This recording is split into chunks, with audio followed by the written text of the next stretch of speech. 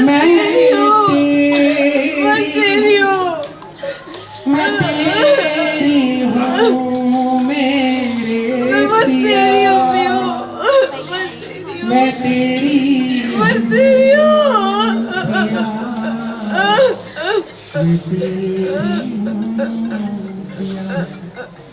छोड़ चली मैं आंगन बाबुल का।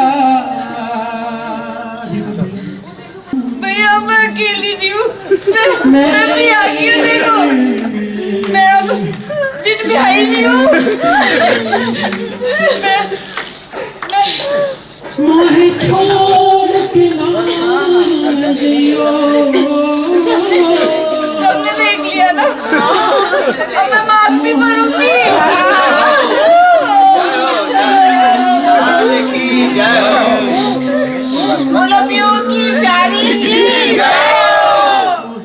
आप मेरी मांग में सिंदूर देख सकते हो। मेरे ये बिछुए हैं जो हमारे रिचुअल्स में होता है कि भाभी माँ दबाती है। और आप ये मेरी जो अंगूठी थी इसी से मेरी मांग भरी गई है। और ये चूड़ा और ये है, इसको रखना होता है 1 साल के लिए, तो मैंने अपने पिया के लिए इसे रखा है। राधे राधे, मैं हूँ सौरभ। भगवान श्री कृष्ण और मीरा की कहानी तो हम और आप समय समय पर सुनते रहते हैं, लेकिन आज हम आपको एक ऐसे भक्त से मिलवाने जा रहे हैं जिन्होंने भगवान श्री कृष्ण को अपना पति मान लिया और पति मानकर अपना पूरा जीवन उनके प्रति समर्पित कर दिया। आइए मिलवाते हैं आपको ऐसे भक्त से। राधे राधे। राधे राधे। श्री हरिदास। श्री हरिदास। क्या नाम है आपका? प्रिया नाम है भैया मेरा। और जो आपके पास हैं ये ठाकुर जी, इनका क्या नाम है और क्या मानती हैं आप इन्हें? ये इनका नाम प्रिया कांत है और ये ही मेरे बिहारी जी हैं और सर्वस्व हैं आप कह सकते हैं। और इन्हें हम प्यार से पिया भी बोलते हैं। और यही हैं वही जिनके साथ मैंने अभी फेरे लिए हैं। पूरे विधि विधान से हमारा विवाह हुआ है और इन्होंने हमें पत्नी रूप में स्वीकार किया है और हमने इन्हें अपने परम पति के रूप में स्वीकार किया है। तो मैं आपको बताना चाहती हूँ कि आप लोगों को ये लगता होगा कि ऐसे काफ़ी भक्त हैं या ऐसी काफ़ी लड़कियां हैं जिन्होंने अपना जीवन सर्वस्व ठाकुर जी को दिया है। उनके प्रेम को दंडवत प्रणाम है। और हमारी मीरा जू, इसलिए मैंने जू बोला क्योंकि वो परम सखी हैं ठाकुर जी की। तो मीरा जी की कथा हमने सुनी है लेकिन कभी देखने को नहीं मिली। जिनके भाव है अंदर वो मीरा जी को देख भी पाए होंगे, परंतु मुझे ऐसा लगता है कि अभी इस दशक में शायद हम लोग मीरा जी को देख नहीं सकते, महसूस कर सकते हैं। तो मैं उनके चरणों की रज भी नहीं हूँ। मुझे मीरा जी के चरणों की रज अपने मस्तक पे लेते हुए मैं उनकी कृपा से ये बोलूँ कि मीरा जी ने ही और हमारी राधा रानी ने ही मेरे ऊपर ऐसी कृपा की कि मुझे साक्षात बिहारी जी ने अपनाया है। क्योंकि एक पद है हमारे रसिकों का कि मौसम पतित कौन खल कामी, मतलब मुझ जैसा पापी कोई हो नहीं सकता, मैं सबसे बड़ी पतित हूँ। लेकिन इन्होंने बिल्कुल प्रमाण कर दिया कि चाहे कोई कैसा भी हो लेकिन मेरे लिए अपने हृदय में ज़रा सा अगर प्रेम भाव रखे तो मैं साक्षात आता हूँ। जिस भी भाव से आप मुझे ध्याओगे वरोगे, मैं उसी भाव में आपके सामने साक्षात प्रकट होऊंगा। और उसका जीता जागता उदाहरण मैं हूँ आप लोगों के सामने। और मैं सबको बताना चाहती हूँ भैया कि किसी को लगे कि ये कहानी है, ये कहानी नहीं है, ये साक्षात बिहारी जी की निकुंज लीला है जिसको केवल और केवल वही हृदय समझ पाएगा जिसने कभी प्रेम किया हो। क्योंकि एक और हमारे रसिकों की वाणी है कि जातन लागे सो तन जाने, मतलब जिस तन पे लगी हो वही तन जान सकता है। तो इस लीला को केवल और केवल वही अपने हृदय में उतार पाएगा जिन्होंने कभी प्रेम भाव में कभी भी एक क्षण के लिए भी स्वयं को उतारा होगा। आपको कब प्रेम हुआ था इनसे और कहाँ मिले थे आपको ये? ये संतों की ही देन है। मेरे आचार्य परम पूज्य गुरुदेव के कर कमलों से ये मुझे मिले और उन्हीं ने इनका नामकरण किया, मेरे पूज्य गुरुदेव आचार्य श्री गौरव कृष्ण गोस्वामी जी। और परम गुरु तो उन्होंने हमें ये बताया कि आपके परम गुरु जो हैं स्वामी श्री हरिदास जी महाराज हैं, और उन्होंने ये हमें समझाया, इस पथ को प्रशस्त किया कि बिहारी जी ही हमारे सर्वस्व हैं, स्वामी जी ही हमारे सर्वस्व हैं। तो उन्हीं के द्वारा ये मेरे जीवन में आए, और जीवन में आए तो बहुत सी ऐसी वाक्य हैं जिन्हें मैं कहना चाहती हूँ। शायद लोगों के पास समय ना हो इतना सुनने का, लेकिन मैं फिर भी कहूँगी आप लोगों से कि आपसे करबद्ध मेरी प्रार्थना है कि इसको कहानी मान के ना सुने। मैं थोड़ी सी कुछ चीज़ें ऐसी हैं जो आपको बताना चाहती हूँ। मेरा शरीर एक जाट परिवार से है, मैं हरियाणा से बिलोंग करती थी, अब तो मैं अपने पिया की हूँ। मैंने बिल्कुल अग्निपथ पे चली हूँ इनके प्रेम के लिए। मैंने अग्नि परीक्षाएं दी हैं।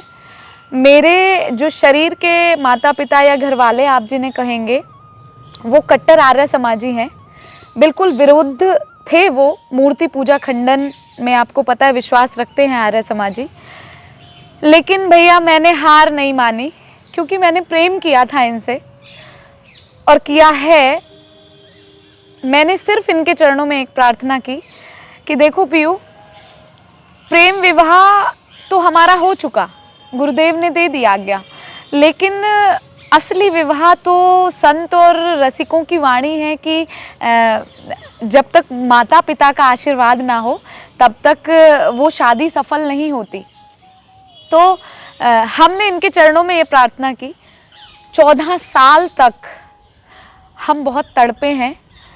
हमारे साथ ऐसी ऐसी चीज़ें भी हुई कि तुम्हें मार दिया जाएगा, तुम्हें काट दिया जाएगा, तुम बाबा जी होना चाहती हो, तुम सन्यासी हो गई हो, तुम्हें वृंदावन नहीं जाने दिया जाएगा। लेकिन हमारा बचपन से ही थोड़ा था कि जैसे बड़े बड़े मुंडे होते हैं, तो हम छोटे से थे, करीब हम 6-7 वर्ष के होंगे। तो हमारी अब निकुंजवास कर गई हमारी ताई जी थी, वो बताती थी कि हमारा जन्म राधा आठे को हुआ है। तो हमारे जाटों में इतना राधा आठे को कोई जानता नहीं है, मतलब राधा अष्टमी। जी जी जी, जैसे कृष्ण जन्माष्टमी को हमारे जाटों में बोला जाता है, इधर हरियाणा में जन्म आठ है, मतलब कृष्ण जन्म आठ है। तो ऐसे ही राधा अष्टमी को श्री राधा आठे बोला जाता है। तो कुछ लोगों का मानना था कि हम राधा अष्टमी को जन्मे हैं इसलिए हमारा पागलपन है इनके लिए, परंतु अब जैसा भी था वो तो ये जाने या फिर स्वामी जी जाने। तो हमने घर वालों को सिर्फ एक ही बात बोली कि अगर आप पिया को स्वीकार नहीं कर सकते हैं तो हम घर छोड़ देंगे, हमें नहीं रहना आपके साथ।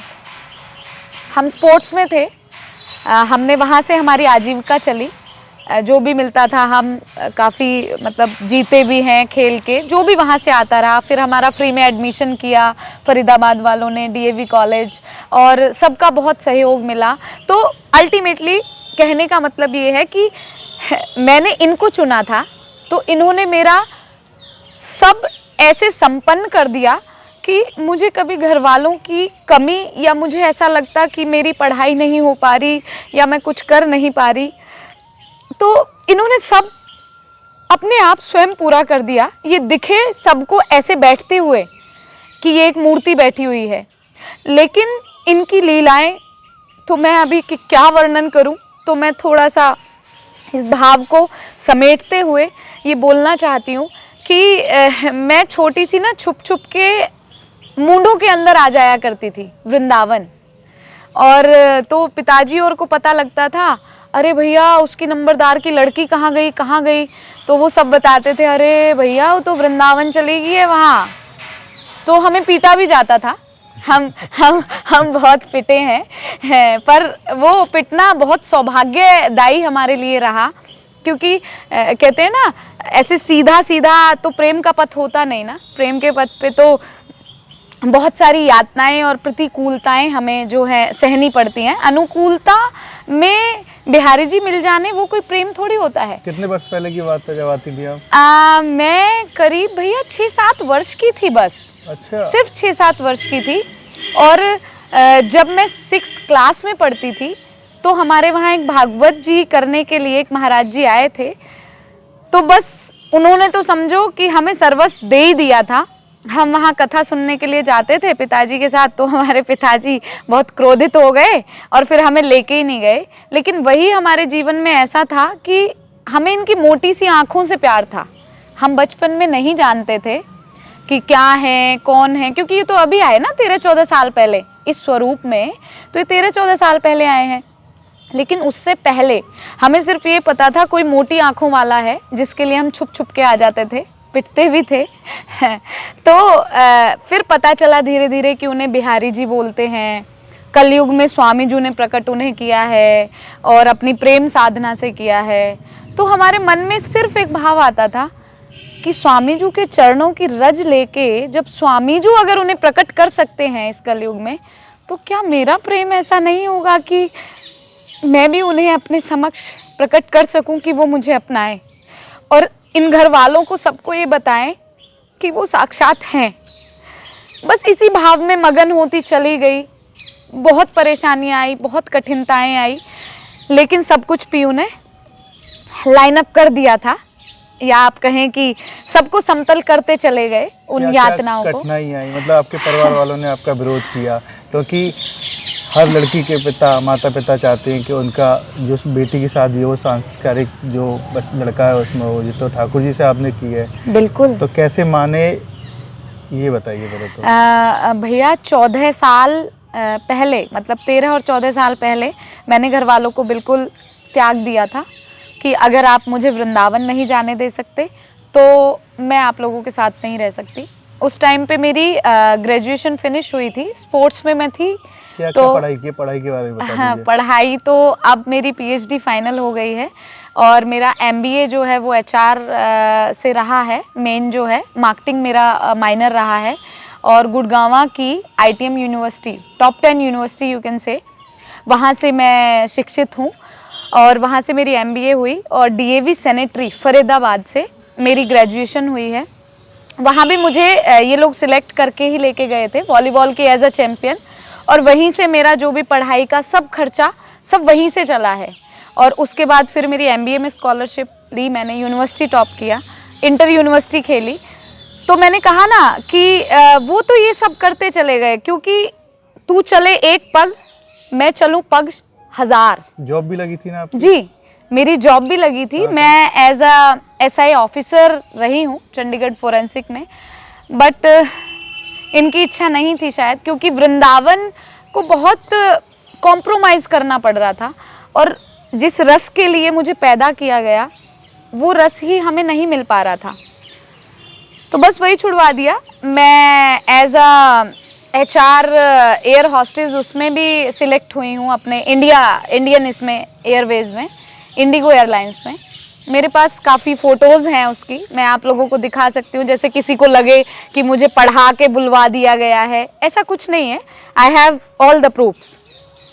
तो उसके बाद भी वो भी छुड़वा दिया। मुंबई में गार्नियर में सिलेक्शन हो गया था ड्यू टू माई हेयर्स। अच्छा जी, बट फाइनल शूट वाले दिन हमारे पतिदेव हमें ले आए, क्योंकि शायद उनको वो संसार वाली पब्लिसिटी नहीं चाहिए थी और हमने इस भाव को भी बहुत छुपा के रखना चाहा भैया। नहीं तो हम जिस दिन शादी हुई थी ना, बहुत ऐसे लोग थे कहाँ कहाँ से आए हैं, सबने कहा कि हमें आपका इंटरव्यू लेना है, हमें आपका। हमने सोचा कि हमें ये प्रसिद्धि नहीं चाहिए, हमें तो अपने पिया के साथ बस बैठी रहूं कुंजन के कोने श्याम राधिका गाऊं, तो वो सब चाहिए था। लेकिन अब इन्हीं की आज्ञा हुई कि तुम जैसी पता नहीं कितनी हैं या कितनों के ऐसे माँ बाप हैं या घर वाले हैं जो नहीं मानते कि मैं हूँ, ये हैं, घर वाले नहीं मानते। तो इनकी आज्ञा हुई कि प्रिया अब तुम्हें अपने लिए नहीं, हमारे लिए इस भाव को बताना भी पड़ेगा, इस भाव को कहना भी पड़ेगा और तुम्हें जाना पड़ेगा लोगों के सामने कि हाँ मैं आता हूँ, ये कोई मिथ्या नहीं है या ये कोई मीन्स ये भाव आ जाता है। मैं बहुत ज़्यादा बता नहीं पाती इनके बारे में, तो बस यही इन्होंने करने के लिए और बताने के लिए मुझे आप लोगों से मिलवाया। और बाकी तो मैं कुछ नहीं कहना चाहती, लेकिन आप लोगों को ये लगता होगा कि ठीक है दीदी आपने शादी की, ऐसे तो अभी कुछ दिन पहले भी आ रहा था, और भी लोग करते हैं शादी। तो मेरे पास वीडियोस हैं, अगर कोई देखना चाहे या मेरे फोटोग्राफर या कुछ भी। 3 दिन की पूरी रस्में हुई, हल्दी, मेहंदी, फिर उसके बाद संगीत, फिर उसके बाद मेरी भांवर हुई है और उसके बाद मेरा गृह प्रवेश भी हुआ है। अब आप लोग पूछेंगे कि गृह प्रवेश किसने कराया, लड़के वाले कौन थे? ठीक है, आपने बिहारी जी कोई को पूछता है, लेकिन आपके घर वाले भी शामिल हुए थे शादी में? जी जी जी, आए थे हरियाणा से? सब आए हैं। वो इसीलिए भैया मैंने आपको शुरुआत में ये बताया कि माँ बाप के आशीर्वाद के बिना शादी नहीं मानी जाती, हमारे समाज में भी नहीं मानी जाती है। तो हमने इंतज़ार किया, हमने बड़े थपेड़े खाए, हमने पिस्टल रखवाई अपने यहाँ कि तुम्हें मार दिया जाएगा, लेकिन हमने सब्र किया, हम सहते चले गए क्योंकि इनकी ताकत अंदर थी, हमारे रोम रोम में ये चलते हैं। तो घर वालों ने अब फाइनली, मेरी माताजी जो हैं वो अभी अंतिम शैया पे चल रही हैं, उन्हीं के का ही सेवा प्रसाद है जो मुझे बिहारी जी मिले हैं और इन्होंने मुझे इस तरह से अपनाया है। तो वो बोल नहीं पाती लेकिन वो इशारे से सब बताती हैं। तो हमने ऐसे ही उनसे पूछा कि माँ अब तो तू जाने वाली है, तू मेरा कन्यादान नहीं करके जाएगी? तो उन्होंने इशारे से हमें बोला कि हाँ माँ हाँ। बस उस हाँ के लिए हम 14 साल से रुके थे भैया, उस हाँ के लिए हमारी माँ ने कहा और हम उसी दिन से बस धुन में लग गए कि कोई भी रिश्तेदार कोई राज़ी हो ना हो, लेकिन जिसने मुझे जन्म दिया है ना, आज उसने ये कह दिया कि हे माँ हाँ, मतलब वो मेरा इनके साथ कन्यादान करना चाहती हैं। तो बस यहीं पे कुटिया है मदन टेर के पास ही। और जैसे होता है ना, पति अपनी पत्नी को किराए के घर में नहीं रखता, या मतलब आपको मैं कैसे बताऊं, मैं नहीं कह सकती इन बातों को अपने शब्दों में। तो हमारे छोटे से कुंज का निर्माण हुआ है, वो हमारे पतिदेव ने शायद हमारे लिए बनवाया और इसीलिए शायद इन्होंने 14 साल इंतज़ार भी करवाया भैया। देखो लीला से लीलाएं जुड़ती चली जाती हैं। अब हमें लगता है कि हमने 14 साल, ठीक है घर वालों की यातनाएं थी, ये सब बहाने बने मेरे ख्याल से, लेकिन इन्हें अपने कुंज में लाना था। एक निर्बल से निर्बल संसार का पति भी अगर होता है, वो अपनी पत्नी को बहुत शानो शौकत से रखता है। तो जब बिहारी जी स्वयं आए थे तो कैसे ये किराए के घर में हमें रखते? तो वो कुंज का निर्माण जब संपन्न हुआ है अभी, उसी के साथ इन्होंने हमें अपना के गृह प्रवेश करवाया है और भांवर हमारे साथ ली है। उसकी वीडियोस और जो भी कुछ हैं हम आपको दे देंगे। पूरी विधि विधान से जयमाला हुई थी। हाँ, मैं अभी आपको दिखा नहीं सकती, मेरे फोन में है सारी चीजें, को सब मिलेगा और सबको। जी जी, 3 दिन तीनों टाइम, 3 दिन तीनों टाइम। हमारे पिया ने बोला कि सबको बुलाओ, सबको बुलाओ, चाहे हमारा लहंगा किसी ने सिला, चाहे हमारा कुछ भी। तो लोग जयपुर उदयपुर पता नहीं कहाँ कहाँ से आए हैं, मैं नहीं जानती कि भाई कोई लड़की है ठाकुर जी से ऐसे विधि विधान से फेरे कर रही है। और ऐसी शादियां नॉर्मली तो हो जाती हैं मंदिरों में या कुछ भी, अरे भैया वहाँ तो ऐसे हो रहा है भव्य। और यदि आप इनको पालकी में बैठा हुआ देखेंगे, जब आपको वीडियोस मिलेंगी, तो खुद ही जो देखने वाले हैं ना, वो ये कहेंगे कि नहीं ये साक्षात बिहारी जी हैं। उनके सब संशय अपने आप समाधान हो जाएंगे, मुझे तो कुछ कहने की ज़रूरत ही नहीं पड़ेगी। जब इन्हें वो देखेंगे पालकी में बैठे हुए और ये मुझे जब वरने आ रहे हैं और उसमें प्रॉपर सब चीज़ें हैं, मैंने ऊपर से चावल फेंके हैं, फूल फेंका है, मीन्स मेरे जीवन की साध जो इन्होंने इस तरीके से आके पूरी की है, मैं उसका वर्णन नहीं कर सकती। और सबसे बड़ी विशेषता कि लड़के वाले कौन है, लड़के वाले कौन है, बिहारी जी के घर वाले कौन है। आप लोगों को भी ये उत्सुकता हो रही होगी ना? हर कोई सोचेगा कि हाँ ठीक है, गोपाल जी को लेके तो कोई भी फेरे ले लेता है, कौन सा नई बात कर दी, हाँ ठीक है कर लिया होगा भाई, भाव होगा पिछले जन्म का। लेकिन मेरे बिहारी जी साक्षात हैं ये, इनमें कोई भी संशय बुद्धि ना करे। इसलिए मैं बताना चाहती हूँ कि इन्होंने मेरा ससुराल भी प्रकट किया, प्रत्यक्ष में ससुराल प्रकट किया। 4 दिन पहले की बात थी, हम इनसे 2 बजे का समय था शायद रात को, हमने इनसे पूछा कि पीयू हम तो 14 साल से साथ में रह रहे हैं, अब शादी हो जाएगी तो अब क्या नया होगा ऐसा। क्योंकि शादी के बाद तो देखो घर में भले दूर रहें, जैसे भाई बेटा बहू अगर जॉब पे होते हैं तो सास ससुर अलग भी रहते हैं, दूर भी रहते हैं। तो हमने इनसे पूछा, मैंने कहा सास ससुर भी होते हैं और ननद कोई तो होता है ना, ससुराल माने ससुराल होता है ना भाई, आप मुझे वर रहे हो अब जब इतना सब कुछ सारा कर रहे हो, ये सब बड़ा इस सृष्टि को दिखाने के लिए। तो बस ऐसी बात थी, तो हम ठीक है सो गए थे इनसे ये बातचीत करते हुए। अगले दिन ही सहसा हमारी एक मैया है, हरिवंशी मैया है, बहुत प्रेम करती हैं, लाली की तरह हमें उन्होंने प्रेम किया है।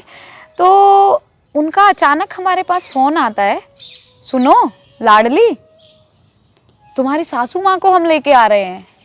अब हम चौंक गए एकदम से। मैंने कहा इनको क्या पता हमारे और इनके बीच में क्या संवाद हुआ, ये तो केवल हम जानते हैं। लेकिन इन्हें ये दिखाना था कि देखो तुमने जो हमसे कहा है ना, हम उस हर एक वाक्य को सत्य करेंगे प्रिया, हम उसको सत्य करेंगे। तुमने ससुराल की इच्छा की है तो हम तुम्हारा ससुराल भी प्रत्यक्ष में प्रकट करेंगे। मैंने कहा ठीक है मैया ले आओ। पर मैंने कहा मैया हम जानते नहीं कुछ नहीं, अब ऐसे कैसे, मैंने कहा एकदम से कैसे, मतलब सामंजस्य कैसे बैठेगा ना।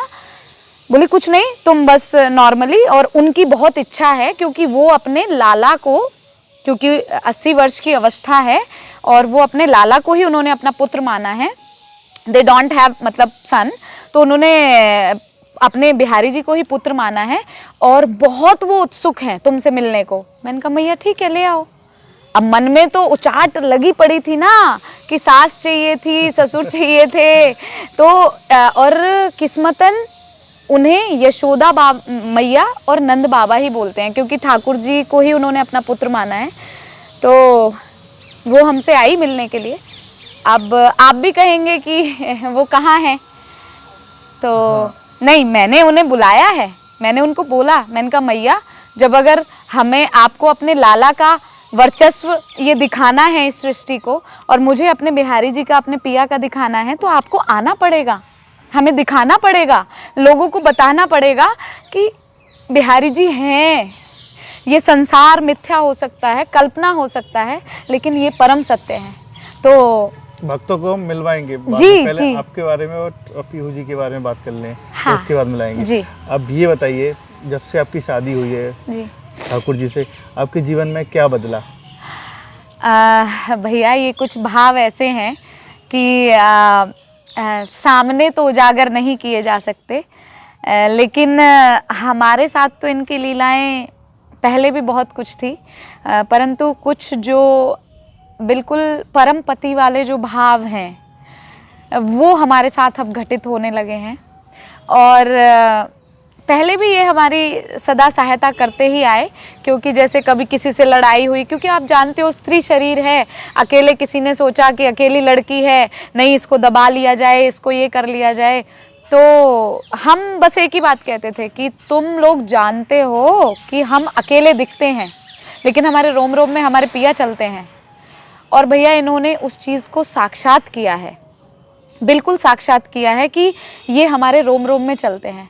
तो अभी कुछ दिन पहले की ही घटना है, हम अपने कुंज के आगे से थोड़ा सा वो पक्का करवा रहे थे, मतलब जैसे रज थी वहाँ पे, जी सड़क को। तो हम छोटा सा भाव आपके साथ शेयर करना चाहेंगे, क्योंकि जो आंतरिक भाव है उन्हें तो मैं यहाँ नहीं कर सकती, रसिकों की आज्ञा नहीं है, लेकिन जो समझने वाला है वो इतने से समझ जाएगा कि वो पूरी लीला हमारे साथ अब कर रहे हैं। पहले तो थी, लेकिन जैसे एक सुहागन के साथ पूर्णतः होती है एक पति की, वो सब भाव इनके हमारे साथ हो रहे हैं। तो ऐसे ही करके तो हमें किसी ने गाली वाली दे दी थी कि भाई नहीं, हम यहाँ से रुक नहीं सकते, हम यहाँ से कर नहीं सकते। तो गाली दे के गए, तो हमने तो आके बस इनसे कहा, मैंने कहा तुम्हारे होते हुए ऐसे ही गाली सुनूंगी मैं, अब भी गाली सुनूंगी, अब तो तुमने संसार के सामने मुझे अपना लिया। लेकिन भैया आप विश्वास नहीं करोगे, अगर आप चल सकते हो तो मैं आपको उन लोगों से मिलाऊंगी। इन्होंने वापस, मैं वहां पे बाहर गई, वो बंदा दोबारा जा रहा था बाइक पे, वो रुक नहीं रहा था, वापस मतलब ऐसे चला गया था वो। मैं शांत हो गई और मैं इनसे रोक के कहने लगी, मैंने कहा तुम्हारे होते हुए गाली सुनूंगी मैं अब, चलो पहले तो जो था। मैं वापस गई हूँ बाहर, वो वापस लड़का आ रहा था, और भैया पता नहीं मुझे क्या हुआ, क्योंकि ये थे ना अंदर, इनका स्वाभिमान मेरा स्वाभिमान है, तो मेरे सम्मान और स्वाभिमान को तो ये कर ही नहीं सकते ना किसी भी हालत। तो वो लड़का आ रहा था और सडनली मैंने उससे कहा, मैंने कहा बेटा अब मत जाओ ना प्लीज़ यहाँ से, यहाँ पे थोड़ा सा सीमेंट हुआ है और आप लोगों के लिए अच्छा है, बारिश में बड़े बुजुर्गों के लिए थोड़ा इजी हो जाएगा। लेकिन नहीं, उसने तो एकदम से ऐसे झटका और मेरे बाइक पे से पैर, मतलब बाइक चढ़ जाती, बट मैं एकदम से पीछे हुई, मुझे नहीं पता उस बंदे का ऐसे गिरेबान पकड़ा गया और उसको बाइक से गिरा दिया गया। और मुझे सच में नहीं पता भैया, सच में नहीं पता। अगर आप, हमारे ना चारों तरफ कैमरे लगे हुए हैं, अगर आप उन कैमरों में देखोगे ना तो आपको ये पता लगेगा कि आपने पकड़ा नहीं, वो आपको गाली दे के चला गया। इसको गिराया किसने? ठाकुर जी का चमत्कार था ये तो। साक्षात लीला है कि तू ऐसे कैसे सोच सकती है। मैं सिर्फ अति होने का इंतजार करता हूँ, लेकिन जब अति हो जाती है तो फिर मैं किसी को भी नहीं बख्शता। वो लड़का गिरा, उसके बाद फिर उसको पकड़ा भी गया वहाँ पे, क्योंकि चला जाता तो फिर क्या ही मतलब रहता ना। उसके बाद पूरी कॉलोनी सब इकट्ठे भी हुए हैं लोग सारे, सब कुछ। फिर वो लड़का नाक रगड़ के गया है इनके सामने। हमने इनसे कहा, मैंने कहा पिया आपको चैन नहीं आया? उसने क्षमा मांग ली, उससे चैन नहीं आया। बोला ऐसे कैसे चैन आ सकता है, जब संसार का कोई निर्बल पति होकर अपनी पत्नी के विरुद्ध कोई गलत शब्द नहीं सुन सकता। तुम तो हमारी प्रिया हो, तो ऐसे कैसे चैन आ जाता। उसने आके घर पे नाक रगड़ी है, और मात्र वो 24-25 साल का बालक है, लेकिन पता नहीं उसका क्या प्रारब्ध था। सब ठाकुर जी का चमत्कार, सब मेरे पिया का है, सब मेरे बिहारी जू का है। तो ये बताइए जी, शादी जब हुई थी आपकी, जी, आप विदाई हो रही थी, जी, खूब रोई थी आप, जी। ऐसा क्यों? ठाकुर जी तो आपके साथ ही थे। भाव, मैं तेरी हूँ, मैं तेरी हूँ, मैं तेरी हूँ, मैं तेरी हूँ, मेरे पिया, मैं तेरी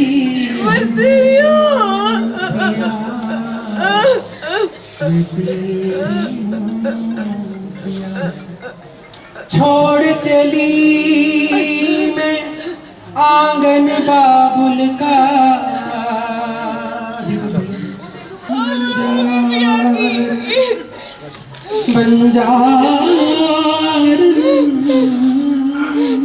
भैया मैं अकेली नहीं हूँ, मैं भी आ गई हूँ। देखो मैं अब बिन बिहाई नहीं हूँ। मोहे छोड़ के ना जियो। सबने देख लिया ना, अब मैं माफ भी करूँगी।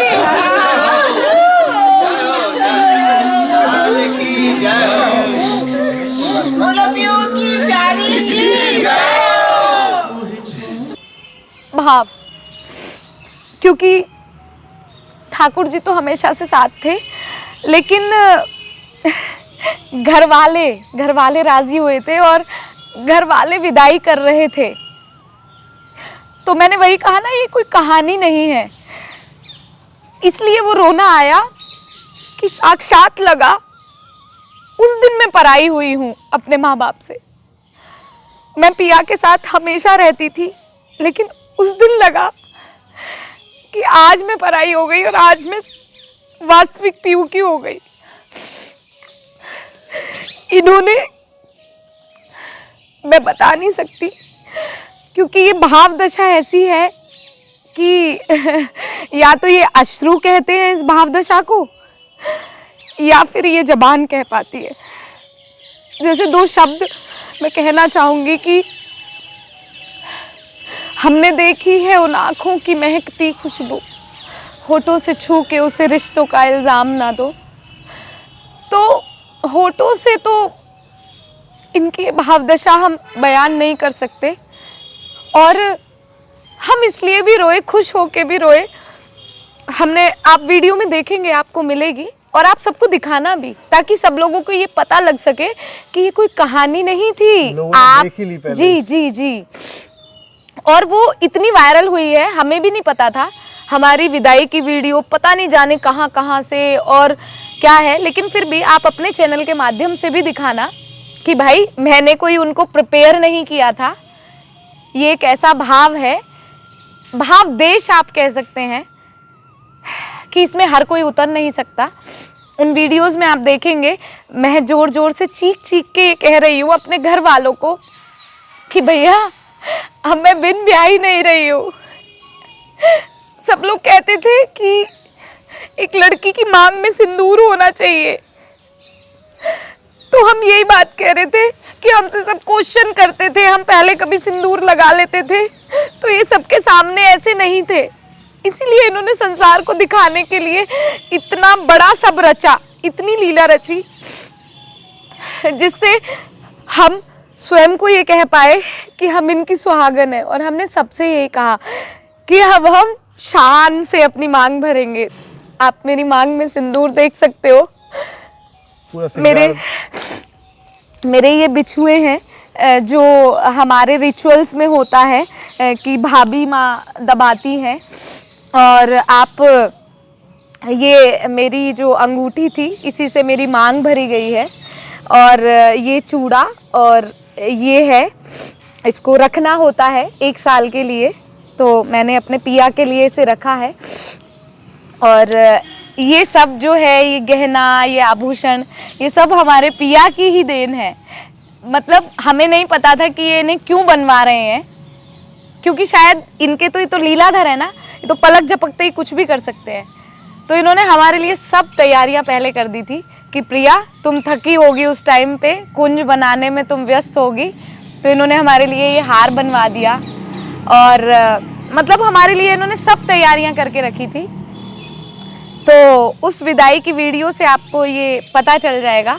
और अब मैं सबको ये बताना भी चाहती हूँ कि मैं अपने पिया की सुहागन हूँ, और सबसे प्रार्थना ये हाथ जोड़ के मेरी है कि एक बार अगर प्रेम का भाव आप इनके चरणों में समर्पित करते हो ना, यदि एक क्षण के लिए भी, तो ये साक्षात आते हैं और वो सब करते हैं जो संसार का पति नहीं कर सकता। मैं अपने भाव को यहीं विराम देना चाहूंगी। अब चलते चलते आगे का आपका क्या प्लान है?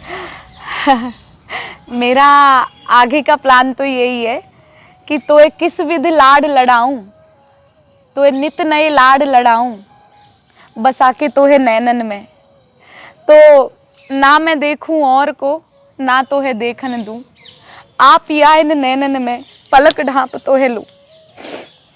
तो बस यही भाव है, ना कोई प्रसिद्धि चाहिए, ना कोई जिद्दोजहद है इस संसार से। हाँ, लेकिन ये ज़रूर है कि इस भाव के लिए सदैव जीती रही हूँ, इनके लिए सदैव जीती रही हूँ, मर मर के जीती रही हूँ। तो इस भाव के लिए ज़रूर आज ये कहना चाहूँगी कि संसार केवल कल्पना है, जो भी हैं परम सत्य हैं, हमारे बिहारी जी हैं।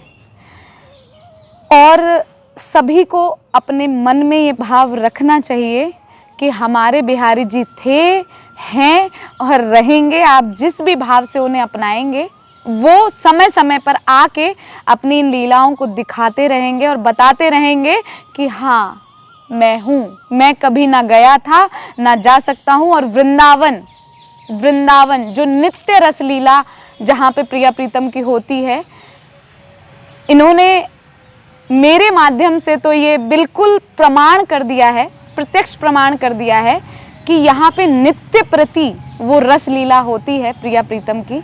बस इसी के साथ मैं अपने भाव को विराम देना चाहती हूँ। राधे राधे। राधे राधे। श्री हरिदास। श्री हरिदास। देखिए जिस तरीके के इनके भाव हैं, मैं आज निःशब्द हूँ अपना एंड करने के लिए।